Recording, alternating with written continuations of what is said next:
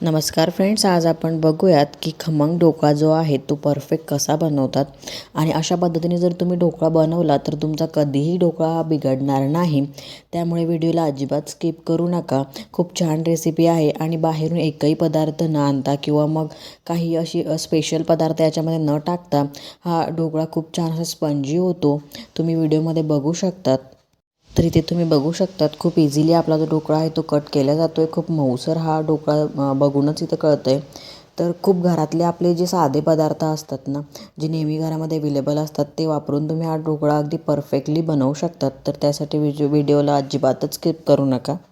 तर व्हिडिओ सुरुवात करण्याआधी जर तुम्ही सबस्क्राईब केलं नसेल तर प्लीज सबस्क्राईब करा.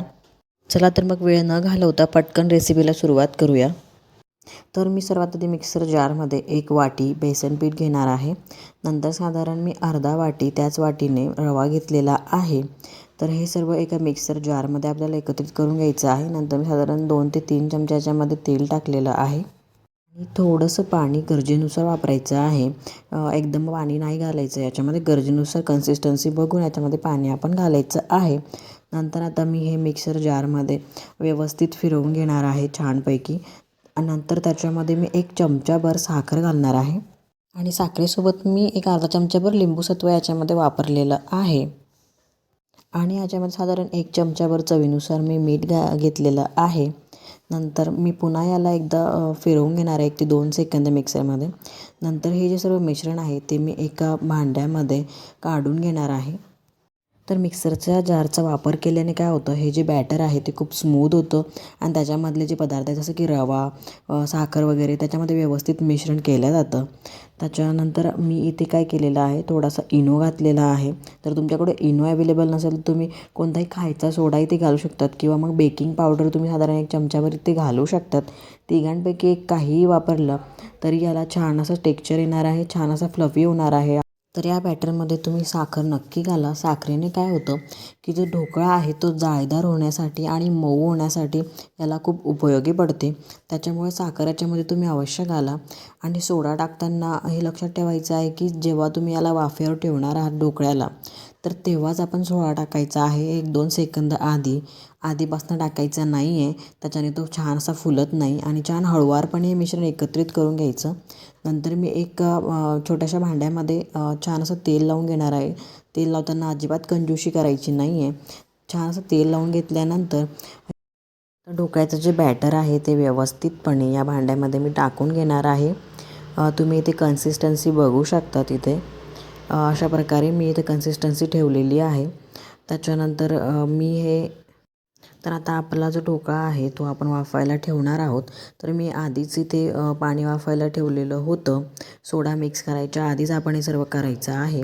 तर इथे छान असं पाणी वाफवून झालेलं आहे. त्याच्यानंतर मी लगेच याच्यामध्ये जे बॅटर आहे मिक्स केलेलं आपलं ते मी याच्यामध्ये ठेवणार आहे आणि साधारण याला मी 10 ते 15 मिनिटे मी गॅसची फ्लेम हाय असताना मी याला होऊ देणार आहे. तर आपला ढोकळा रेडी होईपर्यंत मी इथे आपली जी फोडणी आहे ढोकळ्याला देण्यासाठी ती आपण रेडी करून घेऊयात साईड बाय साईड.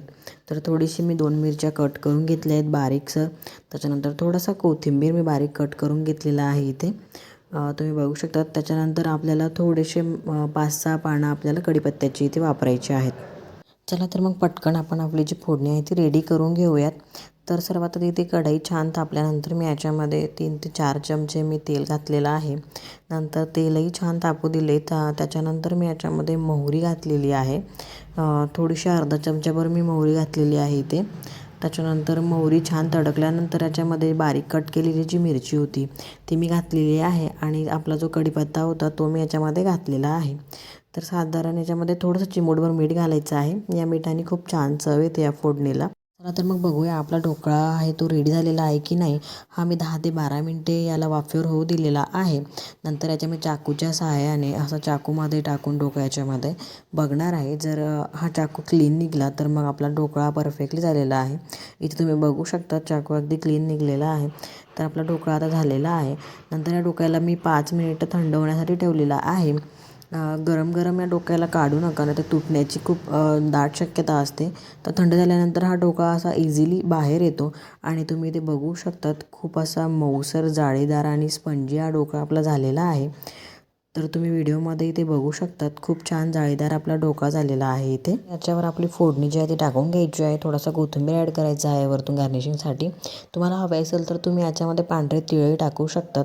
आणि हेच फोडणी दिल्यानंतर तुम्ही त्या फोडणीमध्ये थोडंसं अर्धा वाटीवर पाणी घालून 2 चमचे तुम्ही साखर टाकून ते सर्व मिश्रण एकत्रित करून ते पाणी तुम्ही या ढोकळ्यावर टाकू शकतात. त्याच्याने खूप छान गोड आंबट अशी चव येते ढोकळ्याला.